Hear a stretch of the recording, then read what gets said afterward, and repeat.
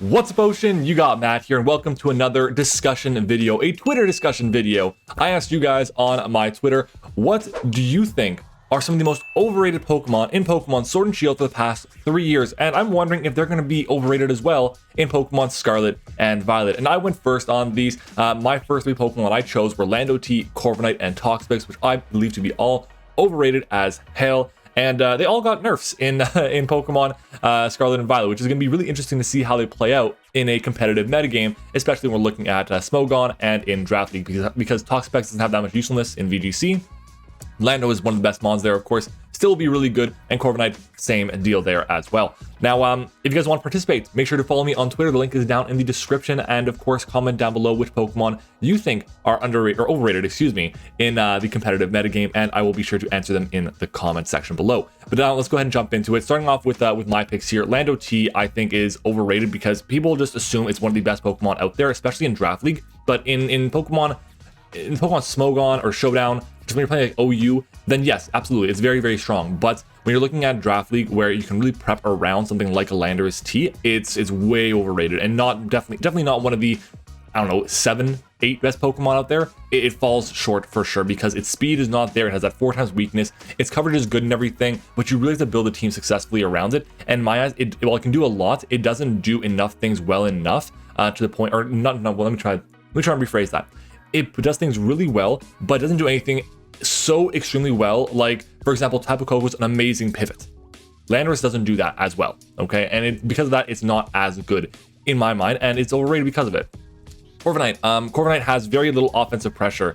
You're really focusing a lot on setting up with this Pokemon, maybe running body press if you're going to be that person. But at the end of the day, I think that Corviknight, what it provides for a team is that it's a pivot, and it's a pivot that doesn't really pressure a team well, unless you're going to be able to set up with it. And I feel like it's very hard to get that going because you always have 4 move slot syndrome. Do you want to run Roost or U-turn, or do you want to run Iron Defense? Do you want to run Agility? Do you want to run Power Trip? Do you want to run, I don't know, Defog? There's so many options for you, and the fact that it doesn't get toxic as well really hurts what it can do. And then Toxapex, I'll put as well here. Toxapex, I think, again, same thing. It is very, very easy to take advantage of. If you're running Taunt, you can beat it 1v1. If you're a Taunter with a special attacking set and you have access to recovery, then you don't have to worry about being scald burnt, you have to worry about taking damage at all, you're fine.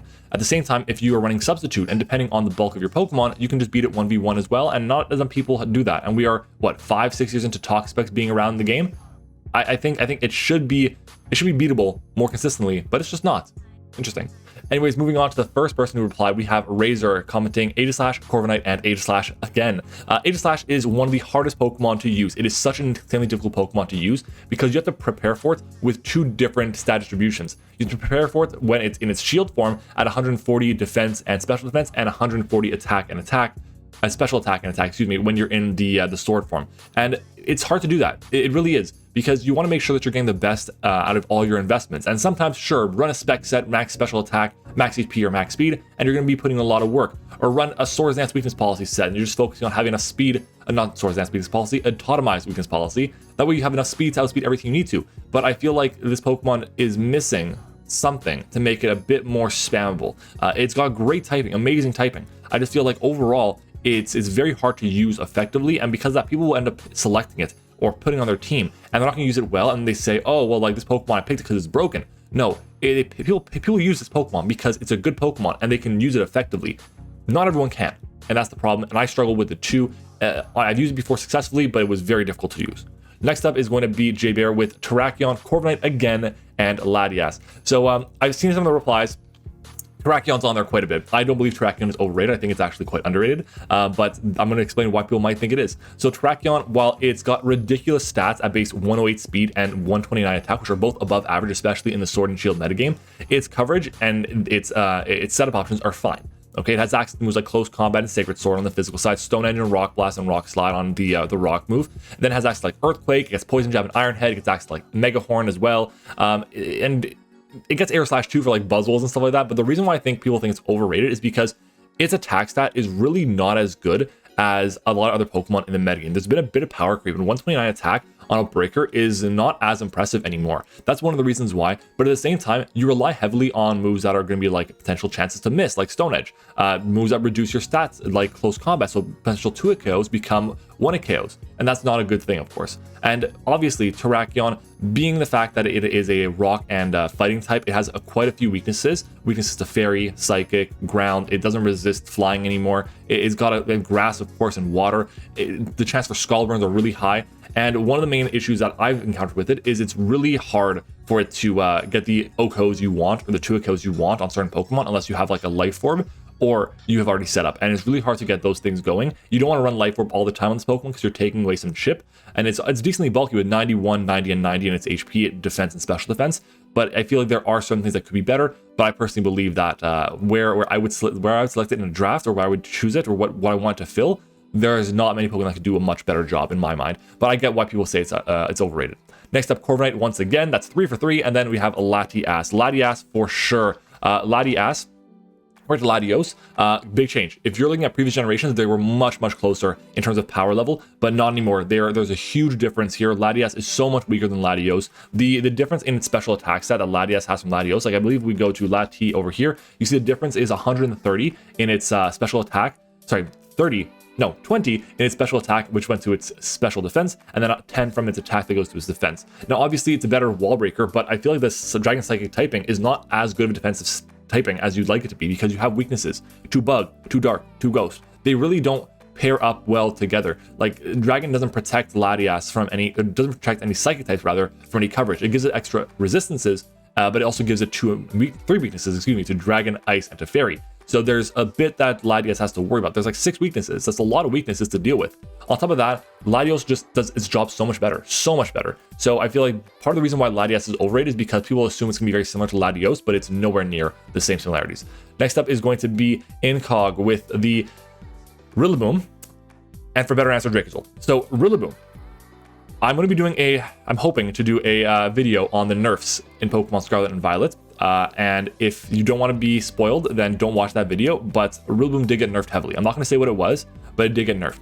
And honestly, the fact this Pokemon relies very heavily on its own terrain, I think is a good thing, but also a really bad thing for it, because if terrain goes away, then you're really losing out on an effective Pokemon, a really good Pokemon with access to knockoff and high horsepower, superpower, grassy glide, of course. Having Leaf Seed with subsets are really annoying. It just overall, it feels like Rillaboom is very one-dimensional, and in my mind, people will usually pick it as like a first-round selection in Draft League, and it won't go as well as they hope it does. As for Smogon, though, Smogon, I get the appeal for it, but there's a really bulky metagame going on right now, and Rillaboom doesn't do it as effectively as running like a Swords Dance set, which can be easily countered by a couple Pokemon. Something like Kartana can come in and it can just get revenge kills on this Pokemon that's going for grassy glides, and that's a really big advantage for it, especially if it's going to be able to break through with like a Scarf set or whatever, or it can get like a Swords Dance set off or whatever it might be. Very strong against a lot of different Pokemon, but Rillaboom, I think, falls short a little bit on its own, other than when it's got its grassy terrain and depending on the metagame and matchup that you're in. And then for a better answer, we see Dracozolt, which Dracozolt, I'm very intrigued to see why Dracozolt, but I like Dracozolt overall. I don't think it's overrated at all because I think people don't think about it that much. In competitive Pokemon, in OU, it's very rare to see. In Draft League, in VGC rather, I'm not very familiar with what it does. It seems like it would be a good Sand Sweeper in Draft League, but Sand is not that good of a weather in VGC. I think I might have been saying Draft League, excuse me. Weather in VGC is not as good when it's sand, it's better when it's rain. As for in Draft League, it's a very inexpensive option for sand, which can be really good because it does get Sand Rush. It also is an electric immunity with Volt Absorb, and Hustle can be used to break through a lot of different Pokemon, assuming you hit.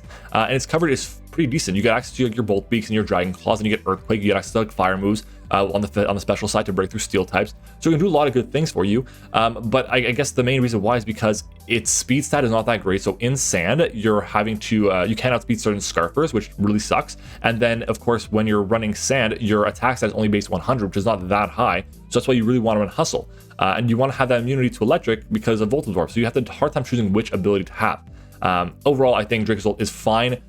I don't think it's overrated. I think it's properly rated, but if Incog wants to say it's overrated, I mean, so be it. It is what it is. He's got a really good mind here. He knows what he's talking about. Next up is going to be CB Marcus with Zeraora. Okay, I might be victim of this. I think it is probably rated because it is, in my opinion, one of the best Pokemon out there, but he's saying it's an Unmon, which is definitely not true. This Pokemon is one of the 5 best Pokemon in competitive Pokemon, for sure. This thing has a ton of good things going for it. Amazing coverage, amazing stats, great ability, access to a signature move that does really good damage. It's a physical Earthquake. That's electric. That's amazing. Okay, really solid here. But if you want to say it's overrated because of the sheer number of people who are like hyped up about drafting it and like, oh, I got this core for it, then totally get it. Totally understand it. Next up, Amel with, okay, Zera as well, and Aegislash. We already spoke about those. And then Dragapult. Okay. Dragapult is, without a doubt, the best Pokemon in the entire Draft League format. However, the main thing with this is, yes, that could mean that it gets overrated because people assume that like, oh my god, I have to have these very specific counters to beat Dragapult without preparing other unique sets to be able to beat it 1v1.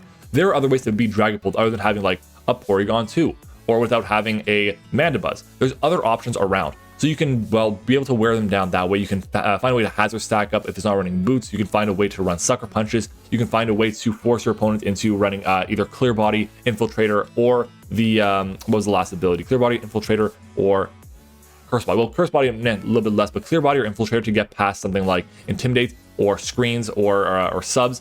Depends on what you need. But if you can force them to make a decision, you can bring both of them, and you can effectively check Dragapult that way with your Reflect or Light Screen, or with Pokemon like get Subs or Intimidates rather. Even that could be really strong as well. So depending on what you need to do, Dragapult can actually help you get that job done. It really is an effective Pokemon at breaking through so many different times, so many different things, so many different Pokemon. But yes, it is overrated because people just hype it up way too much. Next up, we're going to see is Trexo with Rotom Heat, Rillaboom, and Torrent. So we already spoke about Rillaboom. Rotom Heat. Rotom Heat. So what is it called? Let me think about this. In previous generations, Rotom Wash, without a doubt, the best Rotom. With the introduction of heavy duty boots, Rotom Heat now has arguably the better typing, okay? And it does not have a weakness to rocks anymore because it's almost always going to be running boots. Also, the electric and fire coverage is really strong. There's a lot of good things that go for it, especially when you pair it with like Dark Pulse or Shadow Ball, which it also gets. It gets access to Will-O-Wisp and Thunder Wave and Toxic, which is still really good. But here's the thing. People will assume that it's better than Rotom Wash now. I don't think it's better than Rotom Wash. I think what it does is a very different thing, but people will hype this up saying it's the best Rotom. It's the best Rotom. It's not. It can't be. And that's why I think it's overrated. Next up is going to be the Torn-T. Torn-T is a really, really cool Pokemon. I love Torn-T, but I think people have been thinking that it's overrated because of a few reasons. Number one, mostly being the fact that this Pokemon relies a lot on Hurricane, which is only 70% accurate. It also almost always has to run boots unless your opponent doesn't have many hazard options. So running boots on this Pokemon is like basically a must because you want to make sure you're getting your health back with regen, which is really important because instead of getting back 33%, you're getting back 8% if you have the rocks up. The good news is you'll never die to hazards on entry, no matter what, which is great, but you're never really getting back enough HP to make it worth your while. It does get access to really good options for status moves, for set moves, for U-turn, knockoff, support moves like that. And it can set up with Nasty Plot as well, and its coverage is just bonkers, like Icy Wind, Hurricane, Sludge Bomb, Dark Pulse. It gets access to, well, I think it's Flash Cannon as well, if I'm not mistaken. Flash Cannon, it does not get Flash Cannon. I think that's Stun DT that gets Flash Cannon. Either Extra Sensory and Psychic gets Grass Knot, Heat Wave. A lot of really good options here, but the stat distribution that it has, it works really well for it. But I think the reason why people think it's overrated is because of Regenerator. People always want to make a regen core, and they're like, I gotta reach on Torrent-T. I gotta reach on Torrent-T and Galar Slowking. It's fine. Regenerator is the best ability in the game, but people will really hype it up a lot, and that's why I think it's overrated. Next up, we're gonna see Ellie, which got Rillaboom, Spectrier, and Aegislash. So Aegislash we spoke about, Rillaboom we spoke about, Spectrier. Spectrier, I think, has gotten a little bit underrated. Just a little bit, because this Pokemon has now kind of fallen out of favor completely. It's a special Moxie that it has its ability in Grimnay. Shadow Ball is really good. And if you have a team that is built around destroying normal types and destroying the dark types around, like, you know, a good fighting type, especially one with momentum, then you're in a really good position. Nowadays, obviously, Urshifu Single Strike is being banned from Draft League and it's banned from OU. But if you were to pair Urshifu Single Strike with Spectrier in Draft League or in OU, then it's a really good combination because Urshifu just destroys the dark types and destroys the normal types, and it gets momentum. So when you're forcing your opponent into a fairy type, then you can go into your Spectrier and break effectively. Really good option, really good combination there. Its speed and stats are great, but the reason why I think people think it's overrated, or why Ellie's thinking it's overrated, is because this Pokemon's coverage is terrible and it's still hyped up a lot, and that's really the main reason why. Its coverage just is not there at all. I wish it got Draining Kiss. Wink, wink, nudge, nudge. Next up is going to be a Bruno with the Tapu Fini, Torrentee, and Rillaboom. So Torrentee and Rillaboom we've spoken about already. A lot of Rillabooms, a lot of Corviknights, a couple of the Aegislashes. Yeah, a lot of the same Pokemon overall. But Tapu Fini. So Tapu Fini, I've got a newfound respect for. I used to think that it was Tapu Lele was the best Tapu. Now it's Tapu Koko for sure, but I think now a second place finisher is pretty clearly Tapu Fini. This Pokemon has really good coverage options. It has a really good support move pool. Its stat distribution is fantastic, having the ability to run physical or special, even Scarf or offensive. Can do a lot of good things. The best set out there is going to be the Iron Defense, Calm Mind, Draining Kiss set. This set is just really deadly because you can be status for the first 5 turns are out there, and that can give you a big advantage to break through an opponent's team. I don't know why he's saying it's overrated, possibly because people just want to pick it up more often now because they saw Addison do well with it, but I'm not positive at all why it would be considered to be overrated. Next up is going to be Talon. Talon mentions Aegislash, Tapu Koko, and Dracovish, and I'm not saying that they're bad, just found them to be underwhelming when they use them. Now, okay, Tapu Koko, another Pokemon that is really good, and it maybe falls into the same kind of category as Dragapult, because it's so good and people know that it's so good, they hype it up more than it should be. But I think that the most important thing is that it's really good, and just because you have a hard time using a Pokemon doesn't mean it's bad at all, doesn't mean it's overrated. But yeah, you can believe that. I don't use Landorus better than everyone else, but I believe it's one of the most overrated Pokemon out there. That's just me, but I also have more, I guess, evidence to back it up. Compared to something like Tapu Koko, which there is clear evidence of people using it really well, better than most other Pokemon out there, and I don't think it can be considered overrated at all in my opinion. Aegislash we've already spoken about, and then Dracovish. This is another Pokemon that I think is considered to be overrated. There are certain leagues that still ban Dracovish. Dracovish is banned in Ubers, and I get that it forces prep. It does. And in not Ubers, it's banned 2 Ubers, banned from OU. But in OU and in Smogon, you're forced to always have an answer to Dracovish on your team. Always. Because if you don't, then you're just going to lose the game to that Pokemon. You don't want that. So I get it there. But in Draft League, in VGC is nowhere near as good. It's like the same thing as Dracozolt. I wouldn't want to have Dracovish at all on VGC. But in singles and Draft League, having access to Dracovish, this Pokemon gets banned from certain leagues sometimes, which doesn't make sense to me. This Pokemon, most of the time, in leagues where it's allowed, gets undrafted because people know how to play around it enough now to the point where they can deal with it.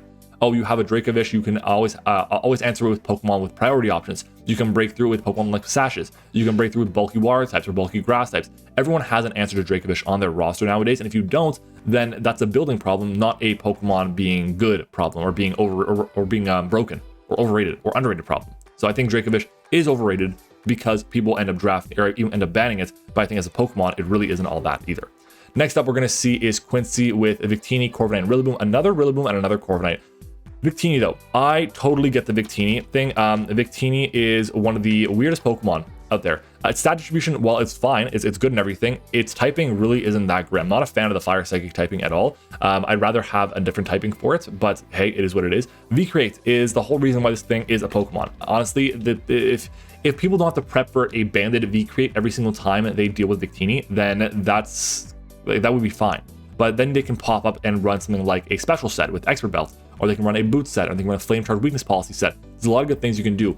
I think that Victini, it's really just become like, okay, I'm going to threaten you with V-Create and then do something else. Okay, and that's really annoying. And I think that because that it could be considered overrated for sure. Next up is Jack, always going to say Heatran. I used to be in the camp like, I'm never going to draft Heatran. I will never use Heatran on any competitive team I would ever use. And the reason for that is because Heatran is a 4x weakness Pokemon to ground. That's a really common typing. But I do see the appeal for it now. And I think that it's just the Leopard has fallen off to the point where I think it's now properly rated. Next up is going to be, how many more we got these? We got a good bit more. Okay. Next up is going to be Ephelon with most overrated Pokemon IMO is Zarude. It's a decent but overrated. As for 2 other mons, probably Como with Omni Boost and Mandibuzz. Good utility mon, but it always feels too expensive for me to justify drafting it. Now, Zarude has gained a lot of favor lately. Okay, and early in the generation, it was just never getting picked because it's a Pokemon that seems just kind of underwhelming for what it does. It really wants to have access to a better recovery move than just Synthesis. It also wants to be running Knockoff. The fact this thing doesn't get Knockoff, oh my god, Knockoff. There we go, Knockoff is illegal. That's a terrible thing. You have to run Darkest Lair, which could have its advantages, but it does get U-turn, it does get close combat, it does get Power Whip. There's a lot of good things, and it does get its signature move in Jungle Healing. All these things are true, and they make this Pokemon solid.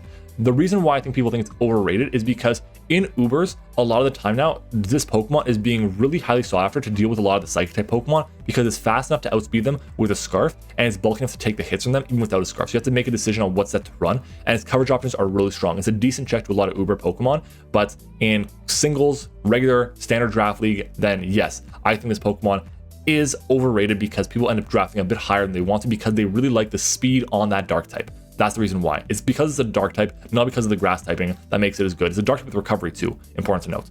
Next up though, they mentioned Como with the Omni Boosting. I agree, Como with Omni Boosting is really not that great. Clangorous Soul. This Pokemon has to take 33% of its HP, and if you're running a phasing move, you're running Dragon Tail, you're running, I don't know, Icy Wind, you're running anything like that that can lower a stat and force your opponent to a tough spot, that is going to reduce their speed stats or get them out of there, then you can beat Como 1v1. Or if you're in a situation where your opponent thinks they can set up on you and you fire off a random coverage option, let's say, for example, you're Psycho Cutting a Como with a Kabutops and your opponent didn't expect Kabutops to be running Psycho Cut, then they may not even be able to actually get the boost off if you got a weak armor boost, for example.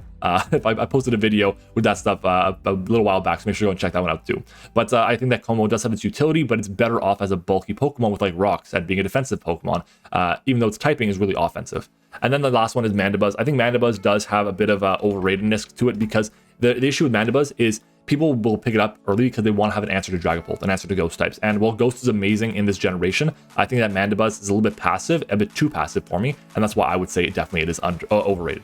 Next up is going to be Toxapex. This Pokemon is definitely overrated. We spoke about that already with me. Then we have Rillaboom, Terrakion, and Aegislash. And Jack saying, really trying to sag Aegislash to me. Yeah, I love Aegislash. Not Aegislash, am I saying? Terrakion. I completely misread that. But Terrakion, yes, I love Terrakion, but we've already spoken about why it could be overrated. We've already spoken about Aegislash and Rillaboom as well. Next up, we have Vepsis coming in. Vepsis' opinion is really highly regarded in the competitive draft league community. So yeah, we've already spoken about Rillaboom. We've already spoken about Como, mainly when it's also run Omni Boost. And yeah, there you go. But in practice, utility and defensive sets are always the most consistent ones. Completely true.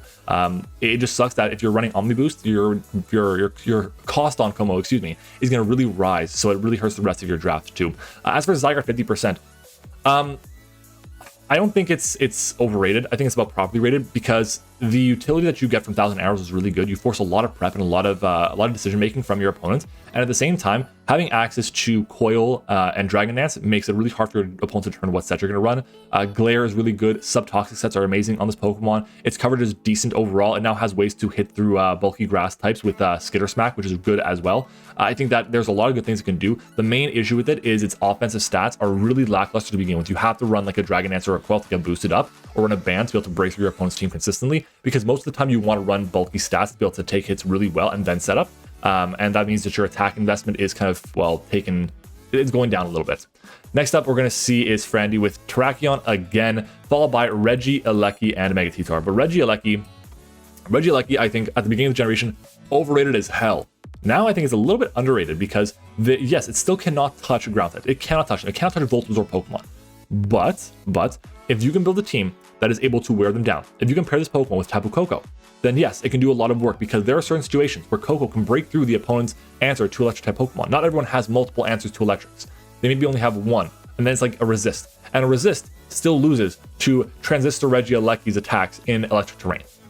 So just be careful with that. I think Regieleki has enough usefulness to the point where in certain situations it can be absolutely broken, but you really have to build well with it and play consistently with it. I just don't see it getting picked up often anymore, and that's why I think it could be considered to be properly rated or even underrated nowadays. But yes, beginning of the generation, absolutely overrated as hell. Next up is Megatitar, Tyranitar, there we go. So I love the ability to run items on Pokemon. When we're looking at Pokemon that are really good individual Pokemon and then they have access to a Mega Stone, I think they are not as good most of the time. Look at like Mega Blaziken. I don't think Mega Blaziken is as good as regular Blaziken. T-Tar is better than Mega T-Tar. I think it's definitely possible to look. Mega Salamence is better than Salamence, but I see the appeal of why people like regular Salamence more. Because you can run the item, you can run the boots, you can run the, if you want to run a special Salamence, you can run something like an Adrenaline Orb, who knows. You can run Choice Scarf. There's a lot of good things that you can do. Mega T-Tar falls in the same camp. You want to run your Smooth Rock for the sand. You want to run access to a weakness policy. You want to run access to a trouble area. You want all these things, but you can't. Okay, its coverage is fantastic. Obviously, its speed stat is fine. I wish its speed stat increased a bit more than just 10 points when it Mega Evolved, and its attack didn't increase this much. But hey, it is what it is. Still a very, very strong Pokemon that can do a lot of good things. But yes, People assume that Mega T-Star is one of the best megas out there. It is not. It is not one of the best megas out there. A video I put a while back, maybe like 4 years ago, 3-4 years ago. This Pokemon was overhyped. I put it as one of the 10 worst mega Pokemon, and it got a lot of traction there. Moving on though, we're gonna see a first new 3. Wow. Well, we'll go to that after, okay? So we're gonna start with Nishoba, which is gonna be Dragapult and Tapu Fini, because we did cover those already. You see my thoughts on that after. Again, fine. You want to say they're overrated? I get it, but I'd rather draft those Pokemon than not draft those Pokemon, to be honest. And then we're gonna go to Addison. Addison goes with Incineroar, but also Spectre and Rillaboom. So Spectre and Rillaboom, sure, I get it. No problem at all. I think Spectre, again, is properly rated nowadays, but Addison is, her opinion is also very well respected in the community, so I'm fine with putting Spectre over here. And then lastly, she's putting Incineroar. So she's saying sorry, Matt, for Incineroar because I draft Incineroar a lot. In VGC, this Pokemon is really, really good, but yes, I think it's overrated, but still really, really good. Also, for competitive, for OU and UU and Smogon, I think, yes, it's definitely not going to be as good. And people kind of realize that. It's not as played in Smogon. However, in Draft League, this Pokemon is one of the better dark types available because there are very few dark types around. It's also a dark type that gets knockoff, stab knockoff, and it's a dark type that gets momentum in U-turn and parting shot. So it has a lot of good things going for it. Its typing is fine. Its stat distribution is solid overall. But yes, it is missing a little bit of something. And she's saying sorry because I pick it up often. And I pick it up because I get like messed up out of another dark type, or I have another fire type, or I really need a more dark type momentum. That's the reason why.